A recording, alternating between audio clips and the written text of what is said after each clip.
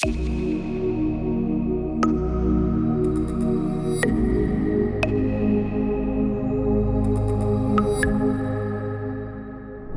we are back to continue our series a little bit after the Plejaren prophecies, the Henoch prophecies. We got into what the Plejaren wish for us. So they tell you all these prophetic things that are going to happen, right? Go back, listen to it. Juicy. And then they say, well, here's what they recommend or wish we as human beings of Earth would do to change our ways for the better. We went through the first 10, so now we're going to go 11 through who knows where else this ends. But I want to continue to walk through this because I think there's good learning elements that come. Oh, 100%.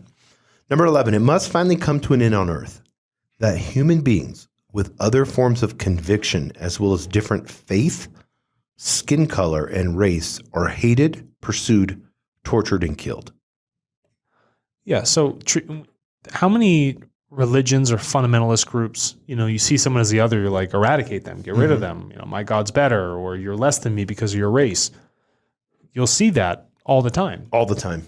And they'll torment, and that causes people to live in fear because you have some sort of fundamentalist mindset, because about race or religion, whatever it could be. Yeah, it's got to end. It's inherently obvious. And it's happening right now. Yeah, this isn't something that happened in the Inquisition. This is happening it still now. happens every day. I mean, you have even people of, look at what is happening in Ukraine and Russia. Mm-hmm. I mean, people are getting tortured and killed. Yeah. It's slaughter. They're talking about how many tens of thousands of troops that have died. Sure. Look at the rising growth of neo-Nazism again. Yeah, 100%. The anti-Semitism that's spreading again. It's like, it's fucking ruthless. Yeah, and then that has to come to an end. There's so much hate and lack of understanding of just other human beings.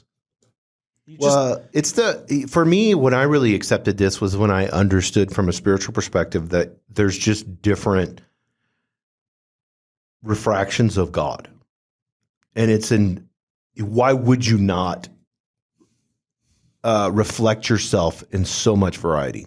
You'd have to. If your source, why would you not? If you need to, the word need is wrong, but if you want to reflect yourself out and then gain experience, you need to express it in an infinite amount of forms. Because that's what its source is doing, is gaining experience. Mm-hmm. So why would you not want to do it? Why would you gain experience in blonde hair, blue-eyed white people? Yeah. Or why would you do it with Earth people only? You wouldn't. You would have planets everywhere. You need infinite variation. Yes, infinite variation. In a multitude of different places at an infinite amount of different timelines. You have to do it all. That's the only. You can't. And so what are we going to do in Earth with our, puny little brains? We're like, oh, that person's different. I'm going to judge them. They're separate than me. Like all this other shit. It's like, you're so isolated in your mind. You're so fearful of things that are different, probably because you lack so much. You have such a lack of understanding internally within yourself. And then you latch onto things which are fundamental because you're using some sort of outside idea as your power force and then dumping your responsibility into it and then, defining judgment on the other. And you're eradicating yourself at the same time you're eradicating others. And you cannot have any type of judgment towards anyone. No. I mean, it's like there's laws and stuff like that. Of course, we have to. Behaviors, cause and effect. Mm-hmm. But when you would still have love for that human being. You just recognize his learning lesson is going to cause him to be on a deserted island. Yeah. With other people that are learning. Great fucking idea. I know, it's a great idea. It's really good. We got a lot of hits on that one. Number 12. It must come to an end that I like how they use that word. Umpteen thousand tons of food are criminally destroyed. This is great wording. On a daily basis for reasons of profit or due to low market prices. So here's what happens. Let's talk about basic economic principles here. Plejaren have a pretty good understanding of how market fundamentals here work in our global society. Say I am, okay, you see this with Dunkin' Donuts. Dunkies. Right? Well, you love Dunkin' Donuts. You were just there. Yeah. So at Dunkies back in the day when I was in high school, every evening it was like 8 or 9, I forget what time it was, doesn't matter. They'd fill up trash bags full of donuts. They'd dump them. They don't, you know. They didn't like give them to a farm for the pigs. Nope. So what happens is there's so much supply, right? If you start to keep these things around, they don't go bad. Mm-hmm. They just need to get rid of them because if there's too much supply, your price drops on something that already has little margin. Yes. So all around everywhere, people are starving to death. And we have all this excess food product, which can be ground down into meal or turned into whatever, frozen, doesn't matter. Packaged as day old stuff that, instantly freeze dried or whatever. It doesn't matter. Ship it around and start fixing these problems because we're overproducing a lot of it. But no, the goal, the intention, put shelf life on stuff. Yes, you have to. Destroy it. Why? Because if you don't, your supply becomes too large and your margins fall. You can't keep the prices where they are for the products you're creating if there's too much supply.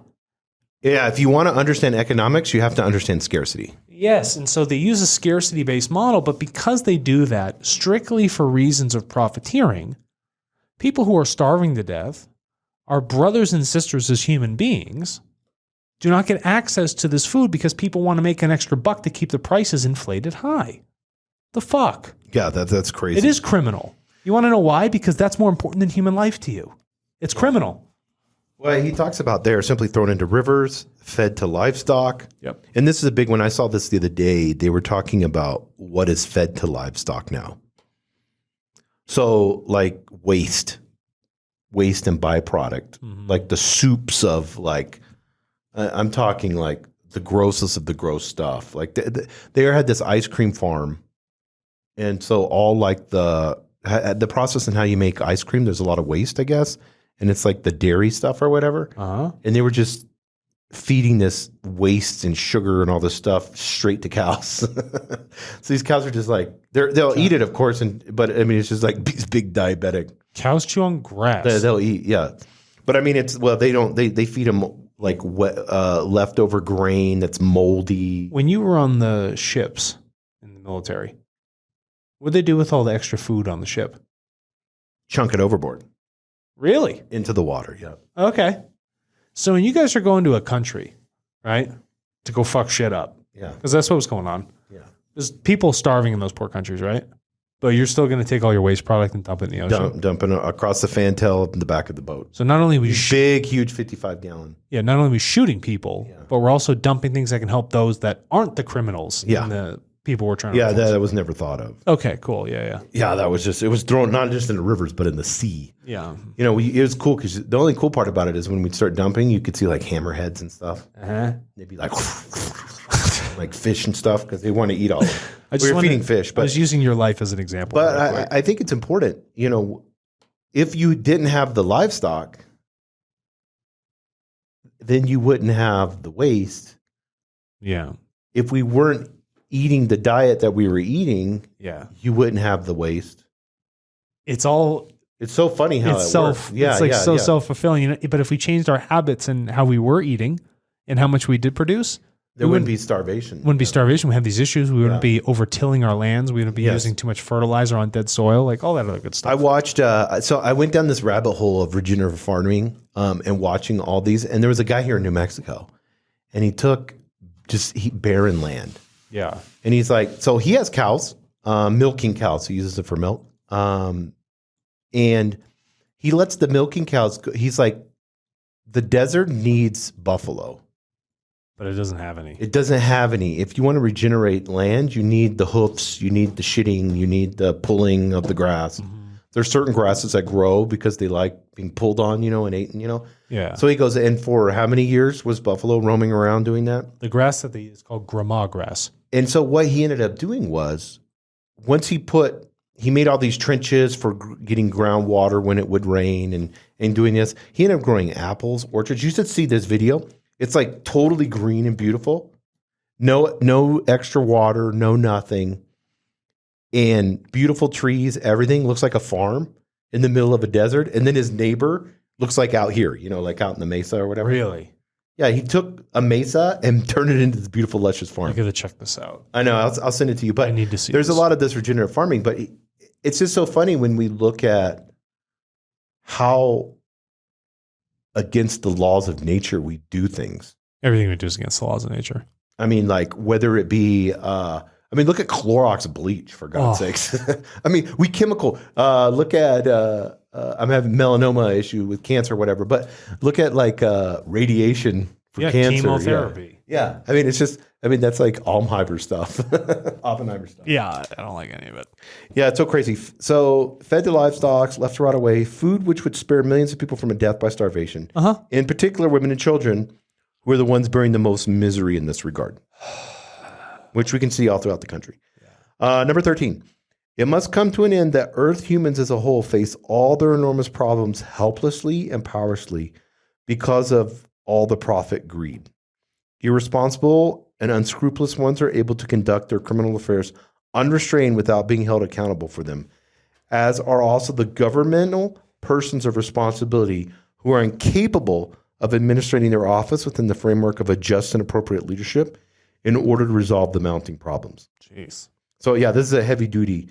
Can you read the first profit, line? Greed, that seems to be irresponsible, unscrupulous. Yeah, but it's like obvious leaders being now. criminals. Think about like We see it. It just pops out all the time. who's that lady from Massachusetts, a senator? Yeah, I know who you're talking about. Yeah. How are you guys making so much money on Nvidia?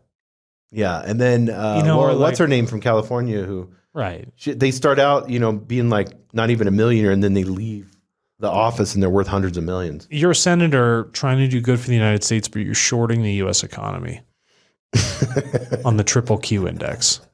Like huge puts. Well, where are you getting this information? I know. But It's insider trading. you know what's wild, though? We're watching this all happen. No one's holding them accountable. No. No. This is what he's talking about. Exactly. But it gets worse than that. It's like, I was watching an old video on Madame Albright. Remember her from back in the day? Yeah. And they were questioning her, and it's a crazy moment. They're like, we've, in this process of this war, you've killed thousands of children. Yeah, she thought it was fine. Yeah. I remember this. Mm-hmm. Yeah. She's like, yeah, we had to kill them. Yeah, this is part of the problem. Like, yeah, of course. Like, why It's are like, you? are you fucking insane? I remember her saying this. Yeah.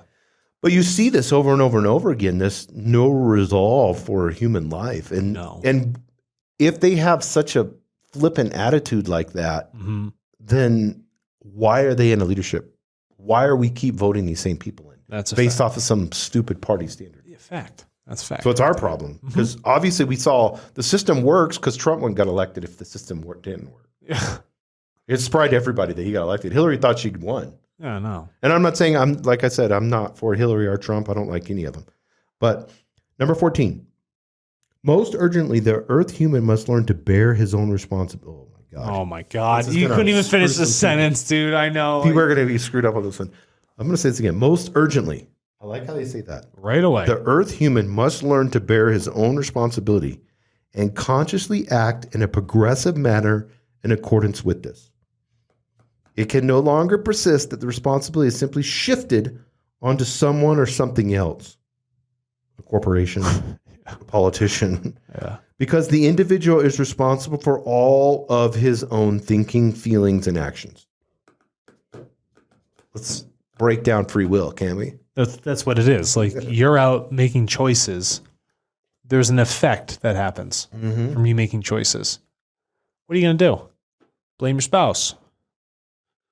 Blame the government.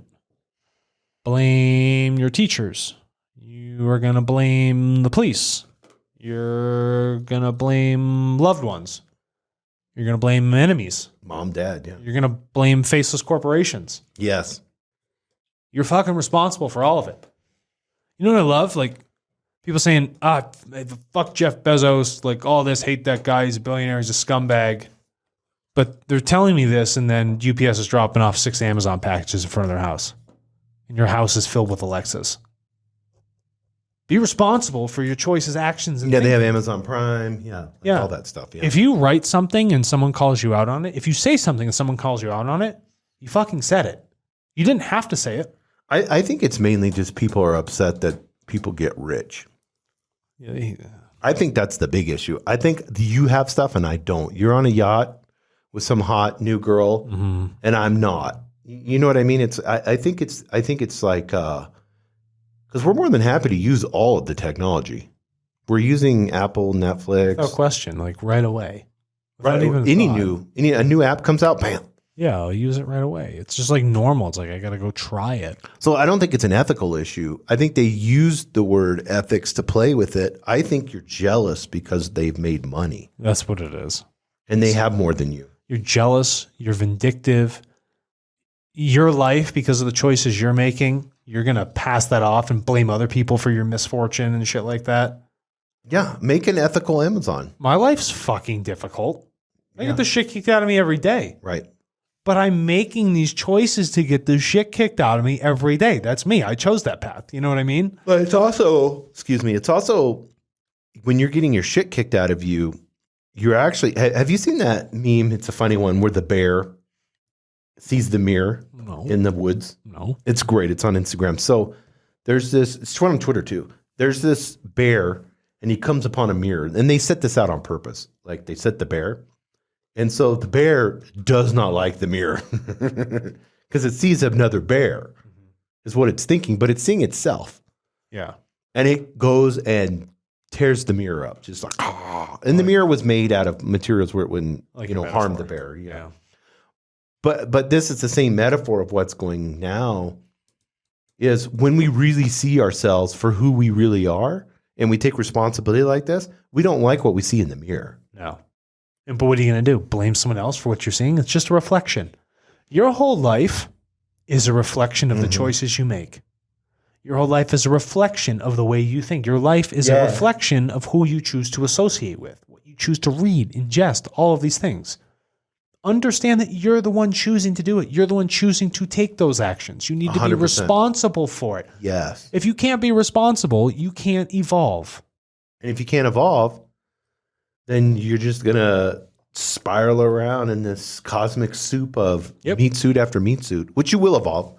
Slowly. And that's the whole. It just may not be this lifetime. Number 15, this goes on, he continues with. Sure. If the individual person feels the need to actively do something to change the world, it's human beings in particular, this actually is within his power, but only in such a manner that he be an example to his fellow man and fellow men. Okay, so if you want to change the world, right? Many people think you have to go out and do something huge and macro. I need a guru for my spirituality. I need a financial advisor for my money. Right, or I can't do anything myself. I need $50 million from somebody so I can buy this infrastructure and save these people, get them cheap housing, like all this shit. We need $50 million at Total.co though. Yeah, if you want to donate or invest, like great. If you think about that concept, everyone's like, I got to get all these things to change the world. Yes. I have to grab all this outside stuff to show that I'm having an impact. All you need to do to change the world is live by example. Mm-hmm. Because everyone you interact with around you, seeing how you do things, seeing how you live, seeing how you talk, seeing how you think, they pick up on it. And you didn't have to force it upon them. You didn't have to go squander all these resources or do something crazy philanthropic. All you have to do is in your own relative sphere is be the best quality human being and lead by example, because that doubles the power of what you're doing every single time a person recognizes it. You don't have to do something massive and macro. Mm. And by the way, I'll share something to you folks out there. Jason and I, we do this. It's fucking exhausting. And it's not easy. No. And it's prohibitively expensive. Right. And the amount of minds you have to change at once, it is a terribly, terribly difficult process to take a massive macro impact to start. When what you need to do is start at a micro level. Right? And everybody can do that. Yeah, and that's what he says. He says every person has it within him or herself to begin a change for the better. Yeah. He explains how. Toward peace, love, freedom, progress, as well as towards knowledge and wisdom. So, when those are the answers right there. Yeah, when I hear those words, Jason, it just feels so right inside. And if you really resonate on it, if you really think about their definitions and their meaning, and you start to apply those values to your daily life, when you read them like you're reading them here, the impact of what you're reading is completely different because you've experienced it. And what you're experiencing is given to you as a reminder again from this group. And it really is, it's a fantastic thing to read. And the recommendations, they're superb. But when people hear those words, I guess it probably feels empty to a lot of people. I look at it as like in service to others. So like I'm a peacemaker, I'm a love maker, I'm a freedom maker. You know, like it's my responsibility to create these things. Mm-hmm. That's the alchemy. Yes. Is that I'm going to take the lead and make it gold. Yeah. I'm going to take hatred and turn it into peace. I'm going to take and do that individually. Like instead of getting mad at the person that cuts me off in traffic, I'm going to love them. Sure. And I may say, for me, I like to say a little prayer about that person to the universe or whatever. And guess what? I've been there. Yeah. I've cut people off. Yes, 100%. You know, it's we like all have. Everybody's having a day doing something, having their own thoughts. Good. Are your partner that you're with, how often do you want to criticize them for something that you feel like they are incompetent or they haven't done? Right. Instead of just showing them love. Uh-huh. Like unconditional love or freedom, like understanding people's free will, allowing people to make mistakes and you not judging that mistake. Right. Go make your choices. Go do your things. Go do your traveling. Experience what you want to experience. Be a human being. Yeah. And then knowledge and wisdom, how do you gain that? Mm-hmm. Through reading. It's so amazing. I was so blown away the other day when I was thinking about this. I was like, Kindle Unlimited, just that alone. Yeah. You pay like, I forgot, I don't know how much I paid, $7 or $9. No, fuck that shit. Fuck Jeff Bezos. Yeah, fuck. Kindle Unlimited literally has, because I'll click on there and it'll be like, this book's in Kindle Unlimited. I could read it right then and there. I could gain, they said the average author spends 10 years to collect the information. Mm-hmm. I can take a couple hours, read a book, and gain 10 years of experience in a formatted way. And you can read about anything nowadays. There's a book on everything. Yeah. And that's just one way to gain knowledge. Just one. Or wisdom. Yeah. There's so many ways to like you said, traveling is an amazing one. So you need to experience. Don't have a big house, those big cars. Oh, it's wasting not all worth that money. It's Go not travel. Worth it. It's not worth it. Go travel. Oh my gosh. And he says this, everyone must make a start by himself and also discover the way to a free and happy life on his own. Right. Your freedom's going to be totally different than my freedom. Your way of life, everything that you do, you do not need the guru to tell you. You don't need to go to, what are those fucking things called? Like those camps and yeah, exactly. It was so interesting today. I want to get your opinion on this. So I was listening to a podcast like I do always, and there was this Indian guru, I guess, whatever you were. I don't know. Maybe he wasn't a guru. He just wrote books, and he said really meditation. He was talking about I am, just the I am. And that I am in presence. He said, really, meditation is a baby step. Because you would move, in a perfect world, you would move past meditation and you would just be in an I am state. You know, and Eckhart totally talked about that as like, you would just be present all the time. He said, I don't meditate anymore. Remember that line? That line kills me. Yeah, so it's like, has he gotten to the point? I don't know. I'm not going to judge. But it's like, interesting how it's so hard for me personally. For you, you're more advanced. So hard for me to meditate. I mean, I do, but it's so hard for me to do it. And then it just shows me how much more I have to go because I got to get to the 51%. You know what I mean? That's what Ross says. But it just shows me how much far I have to go because I'm not even living in the present moment every day. You know, what would my life look like? What would look like peace, love, freedom? Mm-hmm. I would have knowledge and wisdom. And then in that, as fourth density Jesus, I would be healing people and sharing just from being yourself stories, just hanging out. I'd probably be laughing and having fun and never be stressed. Do you miss farming? Yeah, 100%. There's just a 7 days a week dedication to it. Mm-hmm. Like you have to. The animals are innocent. They have no idea. They're just waiting on you to take care of them. Yeah. So you don't get to take a break. Like there's no traveling. But the rewards and the learning are incredible. Oh, amazing. Yeah. Yeah. I learned the most from bees.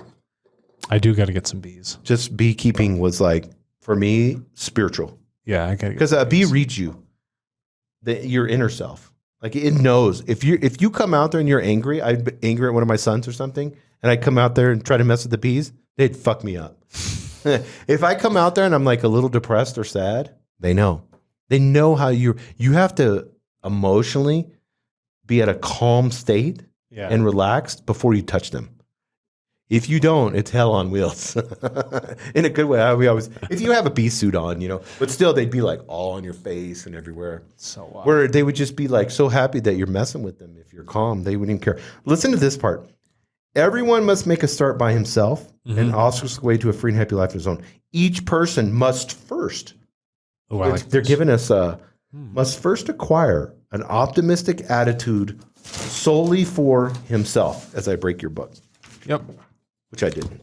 Solely for himself.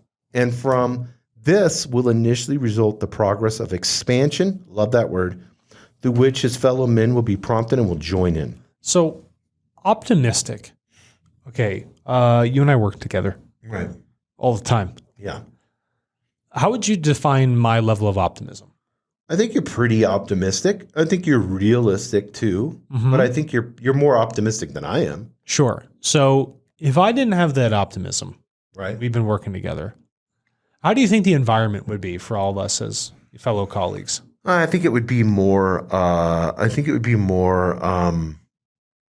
Downtrodden. Would people feel the future as much?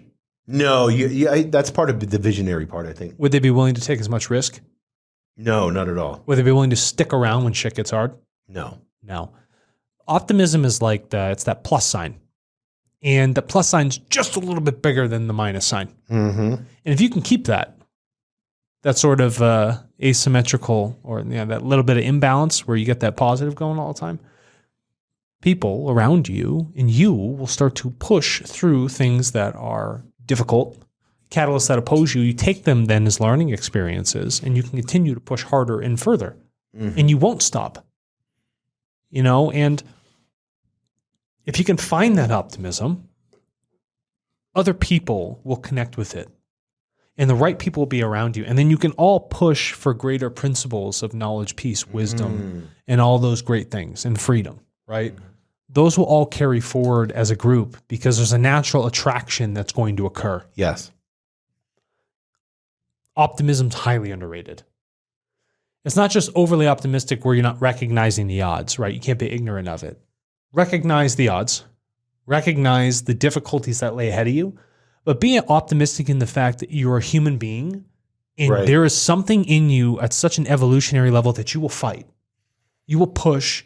You will persevere to odds where it may debilitate you. But that is a natural part of your existence and it's a requirement. It is a prerequisite for evolution to have that level of fight within you. And optimism is a small expression of that. Yes. Optimism is the positive fighting. Okay? It's not fighting to harm. It's fighting to strive, fighting to evolve. That's how I see that. Yeah, I love that. I think that's awesome. I like the expansion word too, and we're talking about creation, and how you get other people to join in. So this is a form of leadership. I also think you could look at this, and I've shared this story before, but John Maxwell talks about talking with a waitress, and then she was being rude to him, and he's ordering a cup of coffee or whatever, and he still tipped her really big, and then she runs out the door when he's leaving and being like, "I'm so sorry, I've got, I had this issue, breakup, and I'm my house and all these issues," and she's like, "Why did you still tip me like so good?" He goes, "Because you're a human being, because you still gave me coffee." Yep. And when you can look at another human being in that positive manner like that and show like grace or unmerited favor to a person, because what they do when you're just watching someone, they're just hurting themselves, but they're not doing anything to you. No. When you really understand source, they're not doing anything. No one can do anything to you. You know what I mean? So it's not. Remove your victim mindset, remove that weakness, remove that lack of optimism, and understand that everybody's going through the paces of their life, right? They're all trying to learn. They're all trying to exist, no matter how ignorant or in the dark they are. They're a human being. Yeah, and he says, this is part of just what you're saying, we'll make the amazing discovery that all means and all hopes for a true progress exist only when they start everything by themselves. Yeah. You have to, progress doesn't occur by jumping on the back of somebody else's coattails. You got to fucking push through your own mud. You got to do it. Because if everybody's doing that, pushing, using these catalysts, learning, feeling these difficulties, working through them, think about the level of resilience it builds in a society. Think about the amount of mental toughness and depth of understanding people have for themselves and others when they have to push their own path. Like if somebody's pushing the path and you like jump behind them, like, I agree with them. I got to do this. There's no value in it because you're not really the one taking the action. Someone's doing it for you and you're just essentially in the draft, right? There's no resistance, or you're in the peloton of the bike group. So you're still moving at 35 miles an hour, but there's no real cardiovascular work that's occurring on your body. If I think about it in that sense, you need your own drag. Or there's like a group of people that you're watching on the screen with you on a Peloton bike and no one's doing anything. Yeah. Because the bike's just still stationary. Yeah. There's no momentum. No. And there's no feeling of the environment. You're not really learning how to ride a bike. You're not, training the muscles of balance to be up on the bike if you're out on the road. The metaphors are essentially endless. But everybody needs to be their own optimistic leader. You need to be a leader of your own life.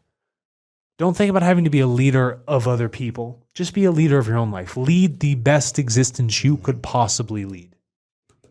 And then when someone asks you a question with knowledge and wisdom and love, you can answer that. Yeah. But until then, they don't need your opinion. No.